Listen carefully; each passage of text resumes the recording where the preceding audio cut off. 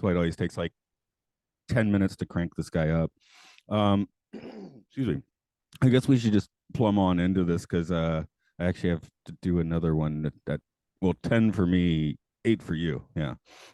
Okay. Well, I've got a somewhat hard out around 7:30 ish, anyways. Oh, So like okay. an hour No from now. problem. No problem at all then. Uh, Let me just bring up my notes real quick. In the middle of my notes, my computer power supply died, so I lost most of them. I've been going back and rewriting some, but I'm glad that you had such extensive ones because I'm gonna riff off of yours mostly. I don't That's necessarily have a whole section of my own, but I've got some specific notes about the inspiration for Bedknobs and Broomsticks and some like riffing on the song lyrics from the Sherman Brothers. And we can joke about how this movie maybe broke the Sherman Brothers. Like all the Disney movies are just breaking their artists at this point. And then just lots of fun speculation for No Mobile, okay. which was honestly was my favorite of the two, but we'll get into that. Yeah, yeah, okay. I had a nostalgia kick, but yep, let's go into this then. Welcome to the Occult Disney podcast. It's where we look into the hidden Mickeys behind the mouse of magic. That's I don't even know what that means. Okay. Hi, this is Matt here. As always, joining me is Thomas, the paranoid American. That's How's right, it going? paranoid as ever. That right on. Okay. We're doing a shorter episode, but a twofer. We're gonna start by putting our toe a little bit outside of animation with the Gnome Mobile. Although I guess technically it has animatronics. That was kind of cool. Um, And this was a special request that was well worth it, I think. yeah, yeah, it's an interesting detour. And the other one is Bedknobs and Brooms. I want to say Boomsticks. Thinking about Army of Darkness or something. Bedknobs and Broomsticks, which has a little bit of animation, I guess. I Becomes want to fully watch the animated. hybrid. I definitely want to watch the hybrid that you just mentioned, Bedknobs and Boomsticks. I'm already thinking about it. They show up on their trans-dimensionally traveling bed and pop a cap or two in folks. Yeah, I'd like to see that. And deadites. Or just in the middle of um the West End or something. That'd be fun too, I guess. They can still keep the Nazi theme, honestly. Now all of a sudden it's versus the Nazis. Oh yeah, yeah, and then to get a Castle Wolfenstein sort of vibe Yeah, or something. man. I can I'm go for I'm that. already I'm already into this. I'm already invested.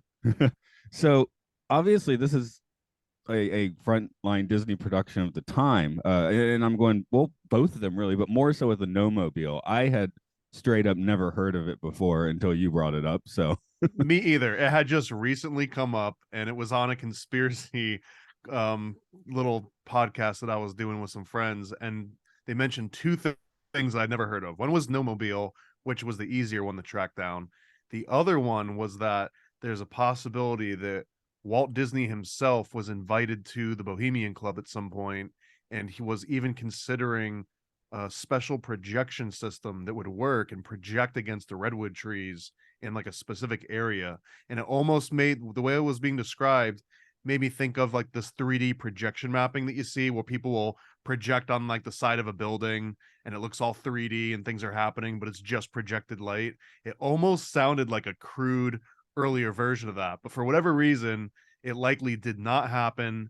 And Walt also went and joined or created his own little secret society that was almost counter to the Bohemian Grove. So it feels like there might have been some kind of a falling out. I dug in deep to try and find more about this. I couldn't, but I did come back with the Gnome Mobile, which I feel is still a decent sort of little booty that I got to bring back as a Victor. I wonder if that kind of projection technology did eventually end up. I was just I haven't been on it because I haven't been in Florida for years. But there's the Runaway Railway, which apparently has a lot of like basically plain surfaces with 3D projection. So that might be like the ultimate version of that. Not a movie, of course, it's a ride, but I want to learn more. If I find anything else out about it, you can be sure I'll bring it up at some point. that and I think Rise of the Resistance as well. It's the sort of thing where you go through a room and then you go to a smaller room, turn around, and the projections have made that first room into a completely different setting. So that's cool. I haven't experienced it myself though. I just watched the YouTube videos. Have It's you almost been? like one of those VR experiences where they can tell when you've turned your head completely around. So then when you turn your head back around, they can just spawn a completely different world without you really perceiving the change. Exactly. So, and then you're on the trackless uh ride vehicle. So it sounds cool. Next time I'm in the States, I'll maybe try and get down there and do that. But um, yeah, I wonder what would freak me out more, being in a room with all those projections by myself, or being in a full running It's a Small World by myself. I'm not quite sure which one would be more disconcerting. I get, just lots of light and flashing, and yeah, I don't know.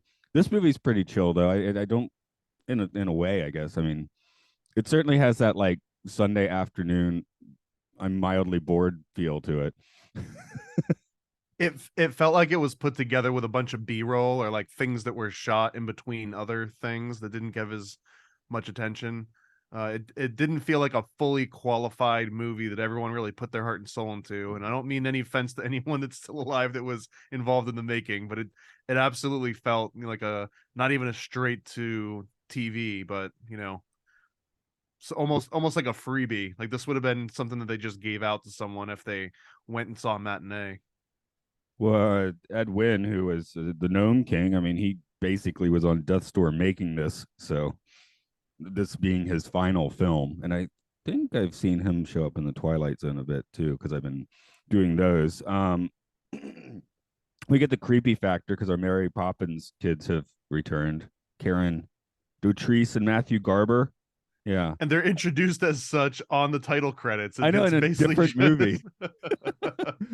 it just says the Mary Poppins kids because it's like we know that you've never heard of any of these people before, so here's something that might give them a chance.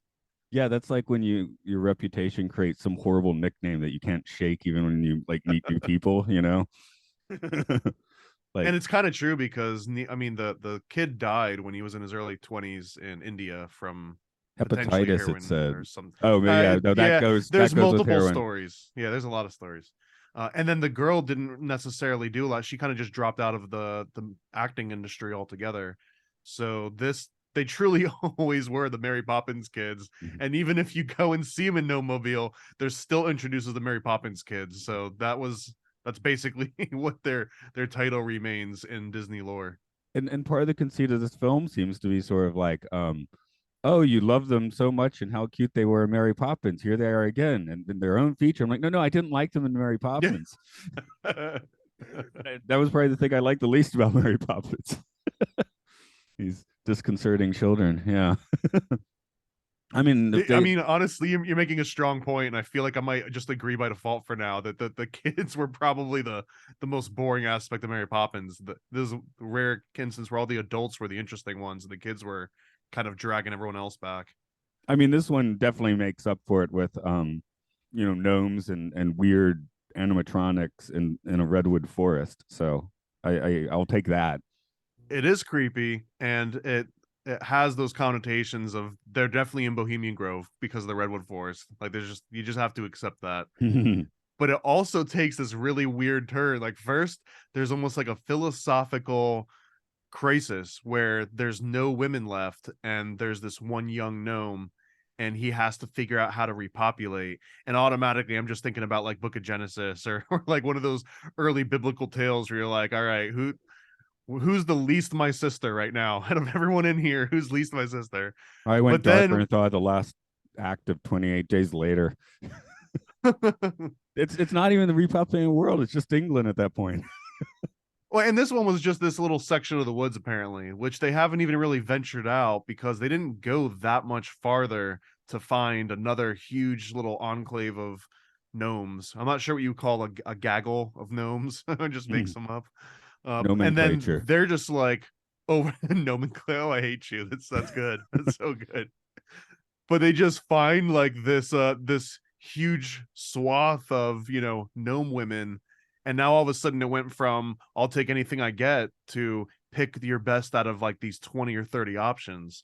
But I was also wondering how many of those are related. Like, are there that many families out there, or are they also sort of at the same crisis where like inbreeding is just one generation away?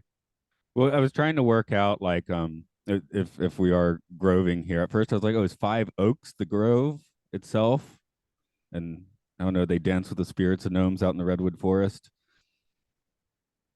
Because what Five Oaks is the like the sanitarium, I guess, but I feel like that could be cover for your weird, rich guy get-togethers or something. Well, and I mean, it's so sparse out there that you would hear whatever was going on, but you might not even see it. And we only see a tiny little bit of these redwood forests, but they imply that they basically they own all of it, like everything there is to see, that he basically owns most of it, and that they've been clearing it out and I guess massacring these gnomes in the process. They don't show anything, but they definitely imply that it's been essentially like a gnome holocaust that's just decimated the gnome population, which kind of leads them into this situation where all of a sudden they're almost facing extinction.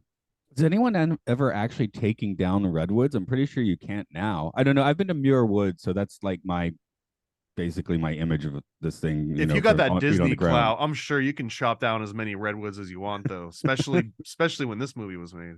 Yeah, I guess being in the mid '60s, it might be a little bit different, but I mean, well, we got Vertigo where they're looking at all the rings of redwood. So at that point, it already, people probably had in their mind it's a bad idea to chop these really old things down. Although someone had to chop that one down to show you the rings, so can't see the rings without chopping down the tree. You can't see the no-mobile without chopping down some redwoods in the process, I assume. Oh yeah, not down with the No Mobile song. I was like, this is a bad song. I don't know if you've seen the Fantastic Mr. Fox where they're having their hoe down, and then who does the James Cromwell? Someone does the voice of the rich old guy. Is like, stop it. He's like, that was a bad song. It's You directed. wanted the narrator to come out and shut it down on this one. I wanted the No Mobile song shut down. Yeah, It was very annoying, and the way that they were singing it and how passionate they were about being in this no-mobile, it was pretty annoying. I mean it's just an And old car basically. yeah, yeah, exactly. And he was like so proud of like an even older car, which at this point might as well have been, like a fossil. I didn't even bother looking it up. I don't know if you took down the name of the car that he was bragging about that he had before this one. I think it was white, but I could be remembering it wrong. That's all I got. It was white. Well, I do remember hearing my grandma talking about jump seats and never quite figuring out what that was. So it probably had a jump seat. Yeah, I mean he was all about it, and the kids didn't seem as impressed as anyone else. And then they burst into this incredibly annoying and overly rehearsed song where everyone was, you could see them like almost mouthing the words, getting ready for their part where they would sing in spontaneously. And I don't know, I just, musicals in general annoy me. So this one, it kind of represented some of the ways that I don't like musicals being incorporated. I loved Jungle Book musical, and I love some of the other earlier story. I think Sword in the Stone had a couple, maybe for nostalgia reasons. This one, though, I don't see any redeeming qualities about a single song that comes up, nostalgia or not. Yeah, I mean, in Bedknobs specifically, I remember one of the songs starting as the answer to a question. If someone asks you a question, you answer with a song. That's annoying. That's not cool. That's so Disney. Yes, it is very Disney. I mean, I guess it's very Broadway too. I'm not that knowledgeable of show tunes and stuff. Not things I tend to listen to. Although I I mean, did we're in bump. the thick of it with these movies that we've been watching. We're right in the thick of the cross between show tunes and Hollywood almost. Yeah, now that we've gone live action for a few for sure. So that is weird. Live action Disney films until I guess until Tron and probably including Tron have a weird clunkiness to them. I don't know if it's that the film crews weren't like as spit and polished maybe as the Paramount or the Fox people or what. A little bit of that, and honestly, both of these movies clunky for different reasons. To me, the No Mobile movie was clunky just because it really did feel like they were on a road trip between two different projects and decided to shoot a movie in between. So there's a lot of I mean, the songs are over rehearsed, but there's also some scenes that feel like they just kind of winged it, or maybe someone flubbed something. They were just like, like no one's expecting much out of this movie. We'll just keep it, just keep the camera rolling. But then Bedknobs and Broomsticks, that one felt like they had to step on an exact spot every 3 to 5 seconds, and they had to say things in like very specific times, and there was almost no room for any kind of that amateur feeling improv that we got from No Mobile. It was almost the exact opposite. Like it was over engineered. Yeah. Was it Bedknobs you wanted to hit song lyrics on, or did you actually want to look at the No Mobile lyrics? No, I don't really care much about the specific No Mobile lyrics. Really, the feather in the cap for No Mobile is just how incredibly weird and and forgotten this movie is, and that essentially it's a little bit crass, and that they're just trying to get this dude laid and just going on an adventure to get this little gnome guy hooked up. And then even when it gets to the hookup part, it's a little bit creepy about it because it's like, who do you want to take possession of? And then it turns into, oh no. And I quote the movie, and I believe this was completely out of cultural context, but it was something like, it's the she-male who chooses, not the male. And I believe they called the female gnomes she-males in the context of this movie.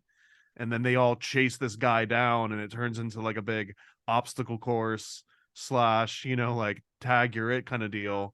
And that's how, gnome procreation essentially works. So I I don't know. wonder. It I was such wonder an if in interesting concept. '67 you were just supposed to say it not like she male, but she male.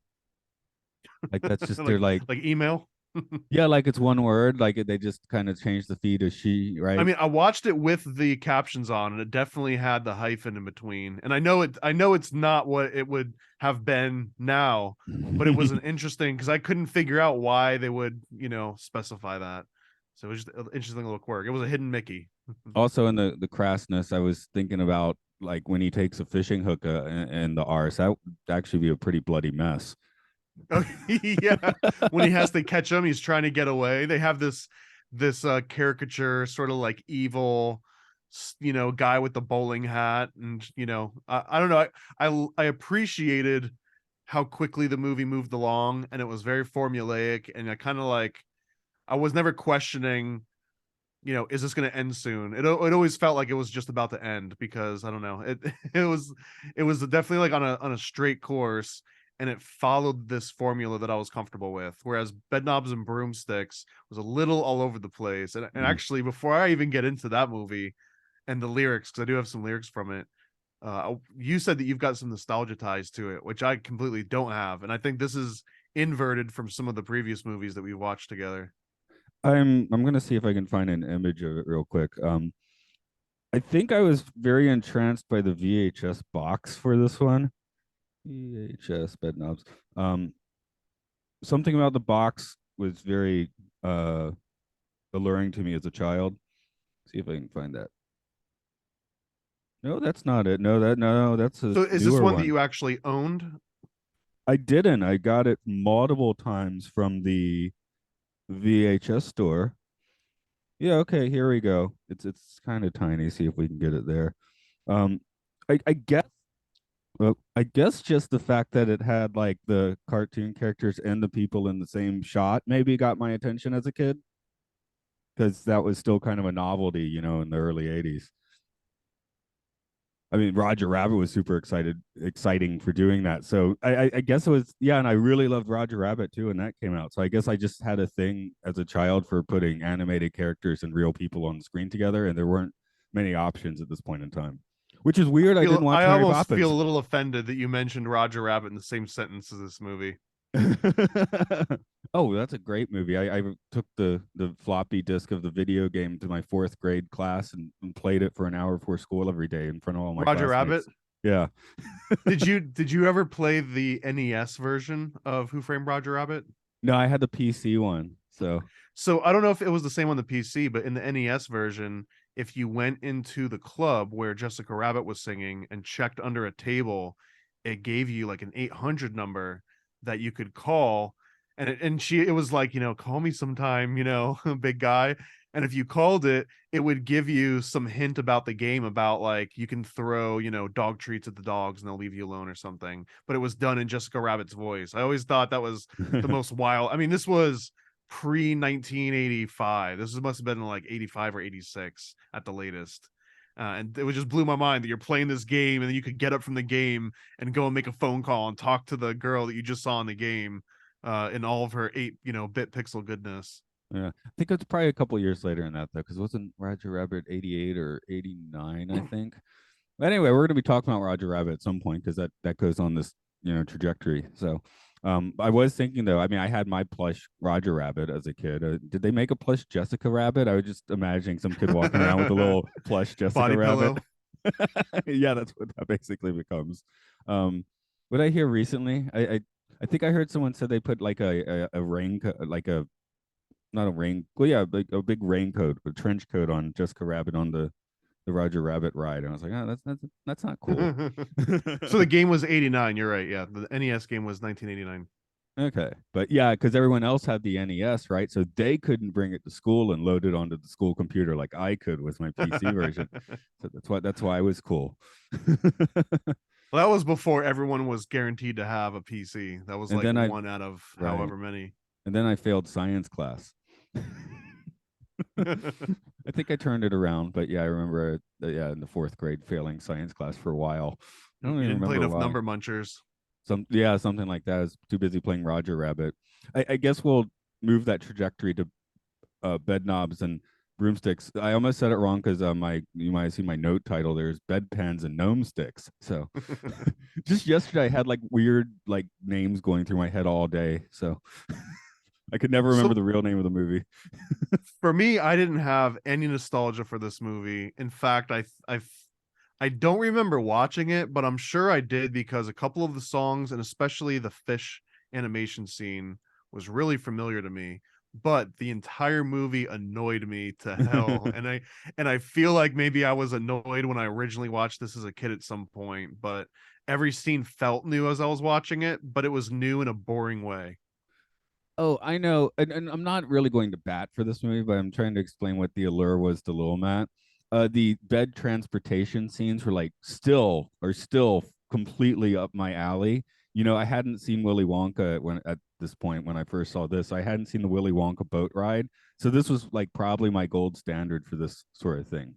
I watched This 2001 a lot as a kid too. I was like little 8-year-old Matt was like watching 2001 every like 2001 and 2 weeks. Bedknobs and Broomsticks. What an interesting, alternates there. Well, I mean, it has this similar effects for the flying over landscape stuff, right? As flying over the Jupiter moon or whatever it's supposed to be at the end of that movie.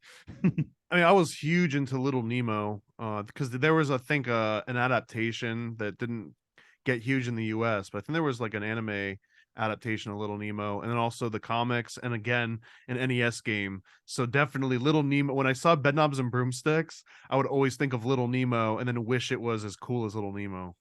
I'm also thinking, Disney before they were willing to actually put films out. This would being one of the earlier films they would put out on VHS because they were still like go see our theatrical re-releases at the time. That might be another reason I rented this a few times because they didn't have Snow White or Dumbo, right? They had Bedknobs and Broomsticks because Dumbo was in the vault, right? You were supposed to wait for the next theatrical re-release. So So did this one never get into the vault? Was it just not vault quality?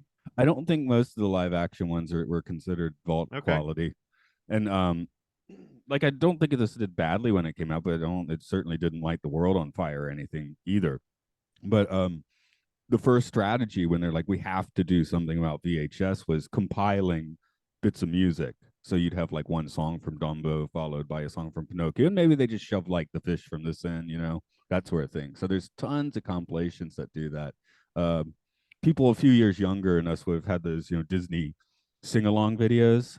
There's one at Disneyland that's like pretty insane. It suggests that the characters actually run Disneyland and do the cleaning and stuff. They probably do. It's just that it's a poor guy in a suit and they force him to also clean. Yeah, yeah, that's it. But it's the other characters forcing him. It's like the inmates are their own wardens. I'll send you that video. Stanford prison experiment, just Disney. Well, that doesn't seem like that much of a stretch. No. And honestly, this particular movie, this Bedknobs Broomsticks movie, it's fascinating to me in that if you were to just write it all down on paper and told me what it was about, who was in it, and that it was half cartoon, half movie, I would be all in. This would just sound like the coolest little cult classic movie, but somehow they managed to make cartoons and fighting Nazis just kind of a little bit of a snooze fest, and I still bitter about it. I don't think Angela Lansbury is probably the right choice. They probably thought they were going to get like a mature Julie Andrews vibe. And no slight against her. I mean, obviously she was a very talented lady, but maybe not quite the right one for this role. She doesn't seem whimsical, you know? Yeah, well, I guess Julie Andrews turned this one down, and Angela Lansbury got it. And this, you made a note here which I didn't pick up on until I read your note, but even in this movie, which is pretty old and not that far into her career, she looks a little bit old already. And not in like a bad way, but just in that you went from Mary Poppins to like Mary Poppins mom's sister that, never wed. And it was just like a weird sort of sidestep, that felt like a downgrade. Like they should have done something, off, like out of the ordinary, I think, for this one. Although it is kind of interesting that we got the gaslight lady, like like Mary Poppins. We were talking about how she just gaslights the kids. Like, oh no, we never went anywhere. What are you talking about? And now we literally get Angela Lansbury, who's the one where the gaslighting term came from. Yeah. I mean, I guess she's here because she sings well, and they're like, well, hopefully the rest will just like pan itself out. But I did think it was funny at the first scene when they're getting all the kids to their foster homes or whatever. I just assumed that the first set of kids were probably the Lion, Witch, and Wardrobe kids, going off to a more popular tale.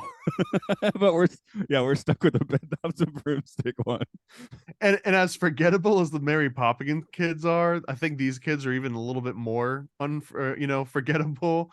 So they might have even been able to do like a hat trick here. They should have put the Mary Poppins kids in this one too, and it would have made it a little bit more interesting, maybe. Oh, they would have been totally awkward looking in 1971, though. You would have had like these like right, prepubescent creepy twins, right? Look, of course, the one kid is, I guess, supposed to be just hitting puberty or whatever, because he's like, I don't believe in this stuff anymore, right? So, and then that's where she has to answer with a song. So, the other one, I was just thinking, like, it's supposed to be this World War II, like magic and Nazis thing. I'm like, okay, yeah, like you said on paper, maybe it sounds good, but watching it, you're like, the fancy of this movie can't match the Crowley Hess magic duel. That's the movie I need to be watching.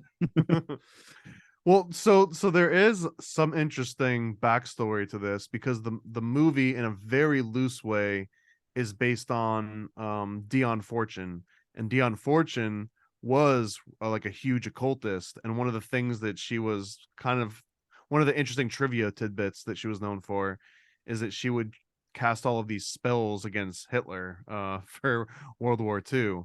And this actually happened all across the West, which is a little unknown fact. But there was also this movie called The Seventh Victim that I think from, I'm gonna get the year wrong, but I think it was like 1943 or something. And this was a movie that was co-written by Bodine DeWitt, who was a personal assistant to Aldous Huxley at the time, and he was writing all these horror movies, and he was trying to get some background information and got linked up through RKO, the film company, with an actual Satanist coven, or that's what they called it in this memoir about DeWitt that I had read.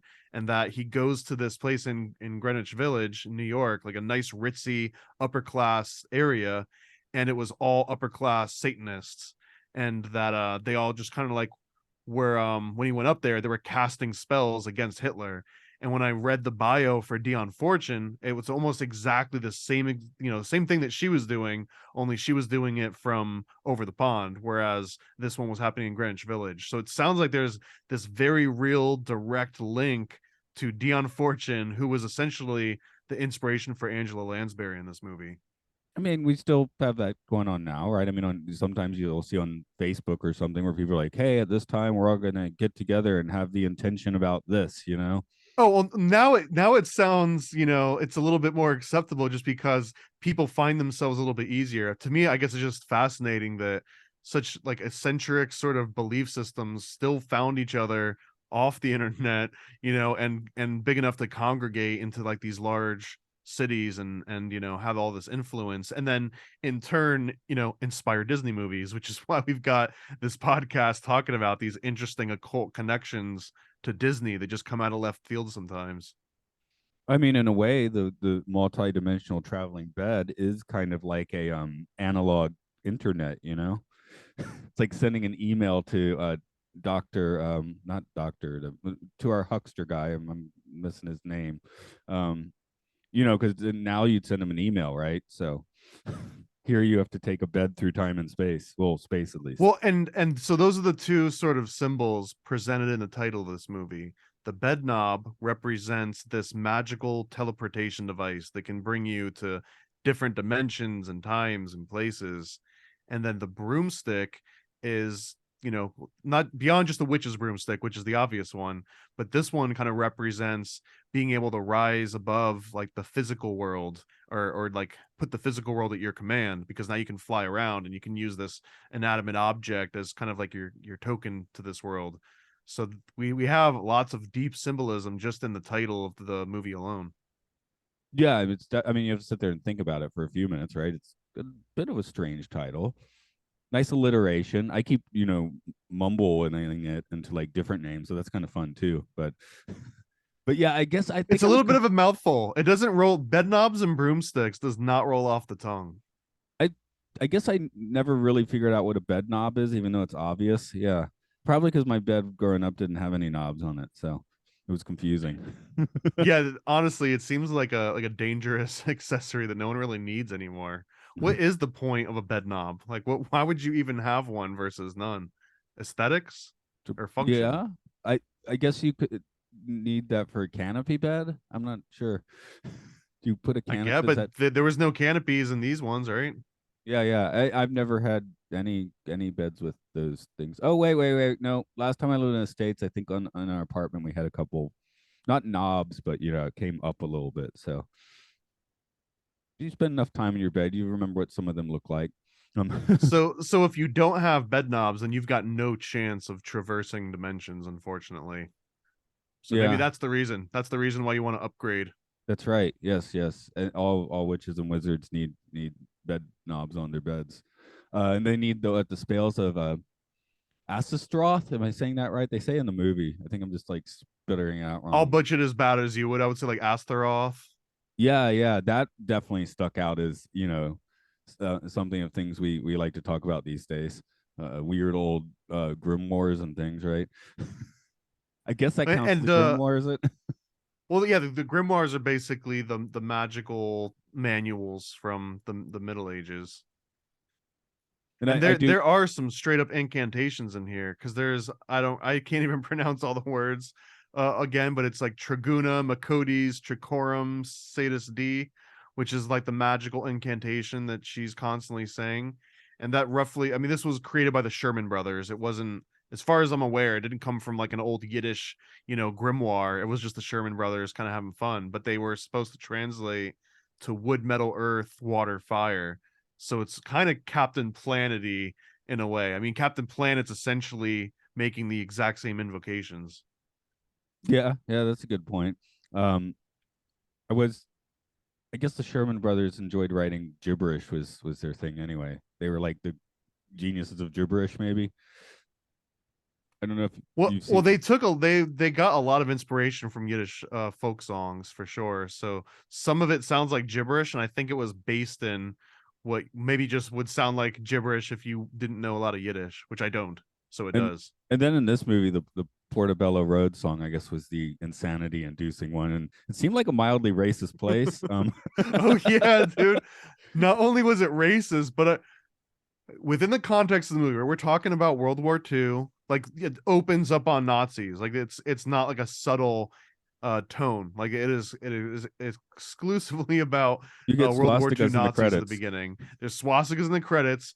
So when they start talking about Portobello Road, and it's where you can find all of these heirlooms and genuine gems and gold and crystals, thinking like, this is just the Nazi gold trail. Like you guys are peddling and stolen Nazi, booty. This is not something to make a song about. Oh, okay. Well, yeah, and I was just writing about the song. I'm assuming this has now been going on for hours, and this place sucks, but it's also evil. Okay. Well, they say the pen used by Shelley, as in Mary Shelley, Frankenstein, which is about the Bavarian Illuminati for another episode. Waterford crystals, Napoleon's pistols, society heirlooms, and genuine gems, and on and on and on. It's actually a fairly long song with a bunch of really weird lyrics, but it's about. And I always thought of like the dark web or like the Silk Road. Like they're just peddling in illegal goods here, things that would get you arrested if you were like you shouldn't have Napoleon's pistols, right? And it sounds like if you do, that's like like you're dealing in stolen goods essentially. And I did think, there were several things here that also make you things that um J.K. Rowling would have brought into Harry Potter. Like, there's definitely a Diagon Alley vibe here. Yeah. Um, weird hate towards certain groups of people. I guess that's here. But yeah, that in the incantations. I mean, obviously that's a really old thing, but definitely there's kind of a through line. Like, this is like the world of Hogwarts like not functioning properly or something. And just to add to I mean, maybe I'm the one looking into this one, but to add to what felt like subtle racist undertones, this like fantasy world's called Naboombu, which is just the word makes me uncomfortable. Yeah, yeah, not too far from the Bureau, I guess, but yeah, I'm And trying to. I think it was just coming straight off a Jungle Book. It felt like something that they cut out of the first Jungle Book was calling the city Naboombu. Yeah, I was just trying to like take it in a different direction so I don't feel as bad about it. So, but the Bureau, sure, why not? The animated section here isn't that long, but yeah, like you said, the fish. We basically see the king straight out of Robin Hood, which I guess was being produced about the same time. Isn't that the king from Robin Hood we see? Yeah, there was a lot of kind of recycled elements it looked like in this one. And I did a little digging. I was looking through the IMDb trivia and then following a bunch of rabbit holes, but apparently that particular scene where they'd had the animation frustrated Angela Lansbury to no end because she wanted to improv and she wanted to kind of inject her little stuff into it, but because the animation, I guess, had been done before the live action, there was absolutely no improv. You couldn't improvise at all because it would have thrown off all of the pre-done animation at that point. So I guess that limiting, creativity really got to her on this movie and it made it less enjoyable to her. Oh, good. She never And did Star Trek then. yeah. The show's being notorious for no improvisation. Please stick to the script. But yeah, it was a. Oh yeah, the shoes. I was like, we see those shoes for those animated shoes for a while after the main animated sequence. I was like, oh, these getting back to Roger Rabbit, which you don't want me to compare this movie to, but I was like, those must be like the shoes Judge Doom will murder in Roger Rabbit. I mean, it's a fine comparison because they are separated by what, like 20 years or so. Yeah, yeah. Um, we do want to talk about the song lyrics, of course, but I just wanted to bring up one other thing is the old man brigade kind of stuck with me. I mean, I'm sure that's definitely a thing that was happening at the time, but it's like the opposite of the children's crusade, I guess. The old men just stay at home pretending to be soldiers. Maybe, or it could have been like the Adventure Club. Yeah. Although I guess you might, especially if you're on the coast, you might expect some kind of like sudden invasion in the middle of a war, especially early on, because I don't think the Battle of Britain. They say August 1940. When was the Battle of Britain? Before or after that? I don't remember. And I mean, this is tangential but related because there was another old men's club that got affected by World War II. Um, Again, on a little bit of a tangent, but like the Jekyll Island Hunt Club that was off the coast of southern Georgia, essentially on Jekyll Island, right outside of New Brunswick, I believe. Oh yeah, we And had that class trips was there. what's that? I had several class trips to Jekyll Island. Okay, so you know about Jekyll Island, and this is basically where the Federal Reserve was passed. They actually have a dining room called the Federal Reserve Room where they signed all the papers and they, did all their dastardly plotting. But the only reason that Jekyll Island essentially got shut down was because the government did not like the idea that J.P. Morgan and Joseph Pulitzer and the Warburgs and like all of the money in the entire country, the Rockefellers, didn't like the idea that they would all be in one tiny little consolidated place that was off the coast and perhaps subject to U-boats, or just being taken out. So the government essentially annexed the island and took over it and told them, like, go make your club somewhere else. We don't need you guys getting killed and ruining the entire country and the economy. But that Even was now though, basically an because old man's club. I think also fourth grade was the class trip there. I think I was in the Boy Scouts. I think we took a trip there, and I do remember even this would have been the 80s or 90s, but basically when you're there, you do all your stuff on the south end of the island, and you don't go to the north end of the island. Like that was still kind of off limits ish.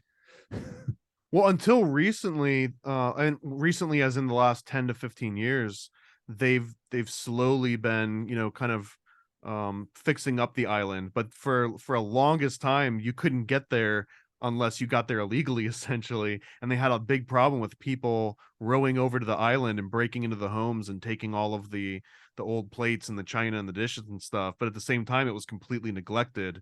So no one even knew if you were going there and taking stuff. But they've since refurbished all of the different major houses and turn them into hotel rooms and stuff.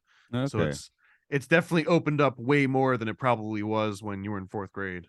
Yeah, yeah, yeah. But I wonder if it was we all just I guess we were under the impression that it was like the rich clubs and stuff even at that time. But I guess they were rotting away at that point in time, and They they were, still yeah. They once the U.S. government annexed it for World War II, that was pretty much the end of Jekyll Island Hunt Club as it was in the past. I guess they all moved to Hilton Head at that point. I don't know. I mean, they spread all over. Honestly, a lot of them went over to, I think, like Deer Island area, like upstate and sort of Michigan area. Right, right. Okay. Song lyrics. You want to talk about song lyrics? We got a few minutes for that. Well, I mean, I was mostly talking about the wood, metal, earth, water, fire, incantation, and then the Portobello Road lyrics, where they just list out really interesting things for a Disney movie, right? So they're talking about the snipper that clipped old King Edward's cigars. They're talking about Rembrandts. I mean, when I hear Rembrandt, World War II, underground, art smuggling. Again, this is all Nazi goods. The Nazis stole a Rembrandt from somebody, and now apparently the witches are just kind of like using this to as exchange. So they don't have the lyrics here, but I think that in one of the redacted versions there might have been golden teeth, which was cut for obvious reasons. They have a leather bound book of Attila the Hun. So like I don't know, it's an interesting collection of things that they're finding here and They the things that mentioned they're dealing in. they mentioned history of cotton as like a boring thing. I'm like, I don't know. I've never that could be quite interesting if you get into it. I just don't know. I'm sure there's some fascinating tales behind the history of cotton. I once heard of you can read a book about the history of sawed and it's enrapturing. Well, Disney has a Song of the South, right? So that kind of goes into that area. Yeah, yeah, I suppose. I guess so. Yeah, I don't know.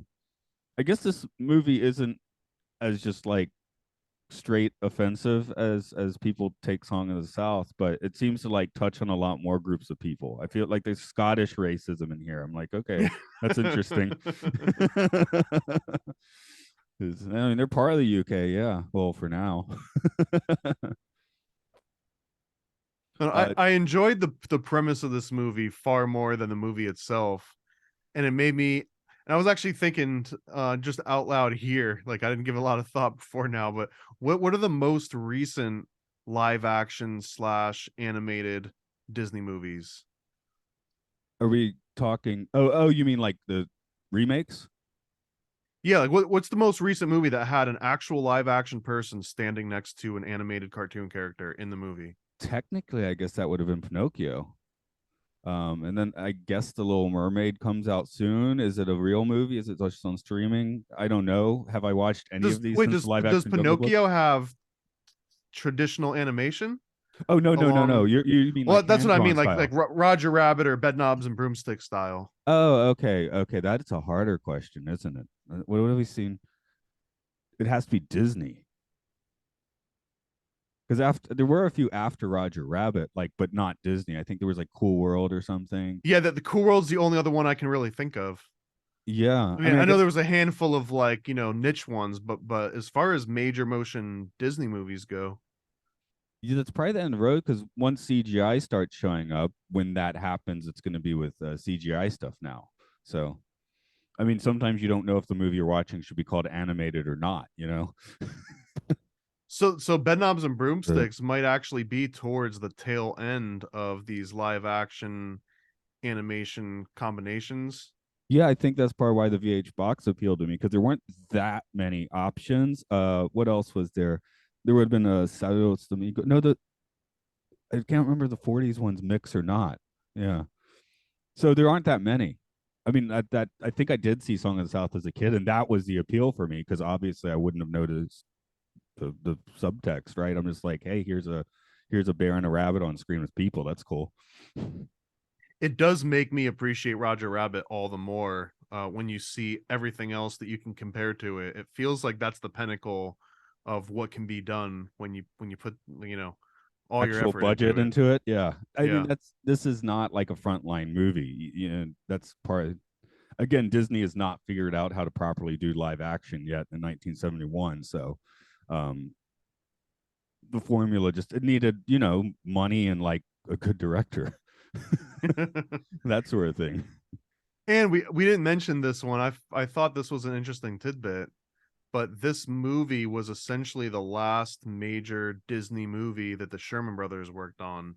And from what I understand, and I'm sure I'm missing all sorts of interesting context and nuance here, but basically, Walt decided that the movie was too long based on some feedback that he got from theaters and business reasons, and decides to cut the movie back dramatically to a shorter runtime. And Wouldn't in that be doing Roy by so, this point? yeah, I guess so. It'll probably be Roy by this point. But at this point, Disney decides to make it short, and by doing that, they cut out the equivalent of about two Sherman songs, and they just do not like this, and I guess take a little bit of a stand over it. And this becomes like one of the last major, not the last movie they do, but one of the last Disney movies that they do. Yeah, I think they still do a few ride songs after this, but like that's dealing with different people too, I suppose. They do, and then they come back in like the year 2000. They did another one. I can't remember what it was. But they took a more than a decade break from working with Disney, and it sounds like it was one of the straws that broke the camel's back on this one was getting some of their songs cut. Yeah, I mean, I imagine they didn't like the hybrid nature of the Jungle Book either. So, although the best song wasn't theirs, but that's the unfortunate truth in that case.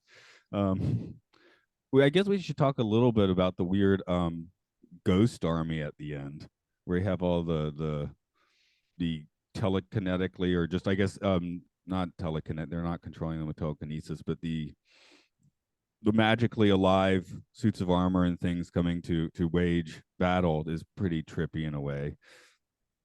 Yeah, I actually was probably my favorite part of the whole movie, and I wish there was more of that and less of the hybrid animation. Because this was like actual suits of armor that I assume they were suspending on nylon or something, right? Oh yeah, and there's a lot of like composite shot stuff, which I like seeing because it's like wow that was hard to do. It doesn't look perfect, but you appreciate. I mean, practical effects win me over, even if they look a little bit cheesy. Like even when we were watching Mary Poppins, right? Like the stupid table gag with the bag. Even though it's like, oh, there's a mirror there, or there's like a little bit of a crude green screen kind of thing going on. It's still fun to watch, even though you know how it's working. And this is kind of the same thing. Yeah, I mean my note was what let's defeat the SS with whimsy. I mean I don't actually think this was the SS, but saying let's defeat the German army with whimsy just didn't have as much punch to it. Um, at my job, this is a bit of a tangent, but we have summer school, spring school, and when we're making files and stuff, you always abbreviate. So all over our computer, it says things like SS plans, SS schedule. So yeah, just because we don't.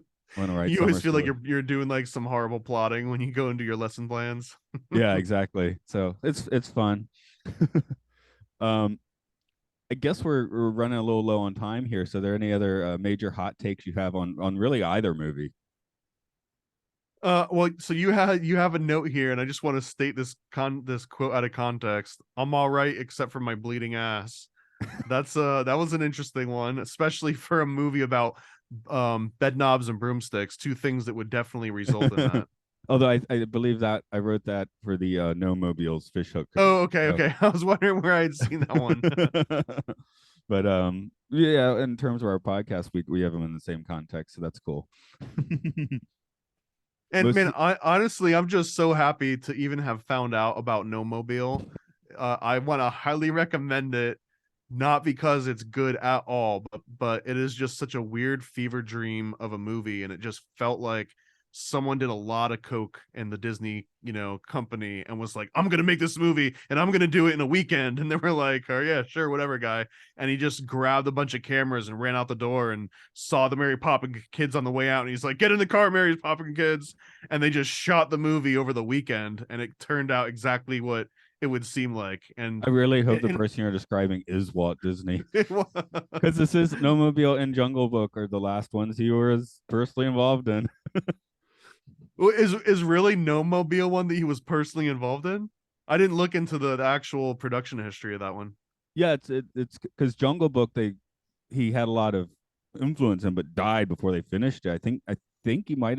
I mean, No Mobile he is live action, so I mean he might have That that's been around for amazing all that of it. this might have been the last sort of like piece of Hollywood that he was actively involved in was freaking No Mobile, which no one even knows about. Yeah, I mean maybe it's like a Let It Be Abbey Road thing where you do Let It Be first and then Abbey Road, but just because of production issues, Let It Be becomes the last one.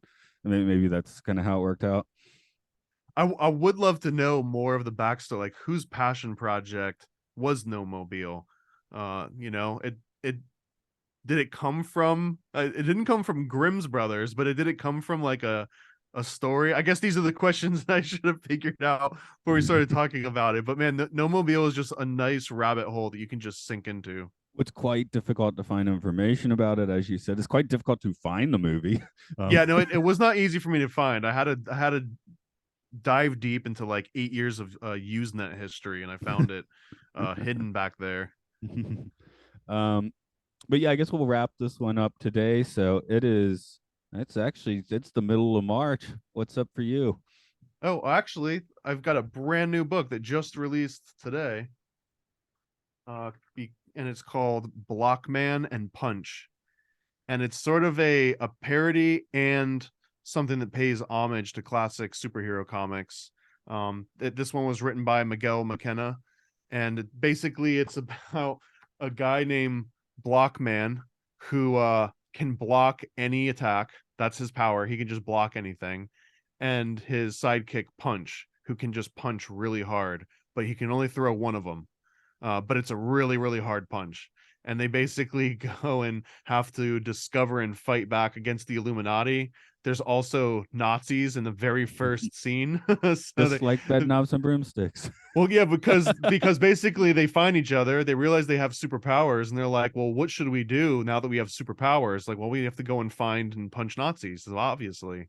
So it turns into surfing sharks. Then they find a guy named Sheldon P. Company, who is a turtle that actually runs all of the global conglomerates for the Illuminati, and then they go and find the Illuminati, and it's got all of the same characters you would expect to see there. It's a really funny read. So yeah, Blockman and Punch. That's the new thing that I've got promoted right now. Okay, sounds groovy. I think my mental image when we go Illuminati is still the Illuminati group from the Metalocalypse cartoon several years back. Do you remember Minora Team too? They had a really good one.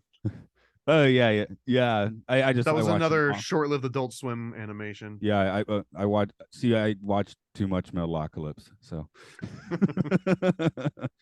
um, as for this, it is Occult Disney. You can find us as such on Facebook and Twitter. We're under the Patreon podcasting umbrella of Podcastio.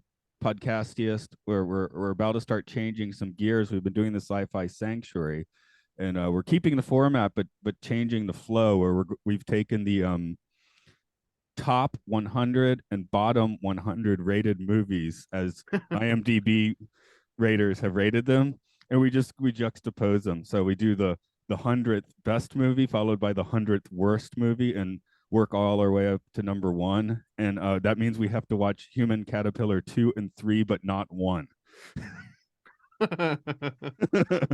That's part of the thing. Is it's like, I'd never watched Human Caterpillar otherwise, I think, but Have we're you like, seen oh the first one? no, that's part of the charm. Like, because it's not on the list, we're not going to watch the first one. We're going to go straight to 2 and 3.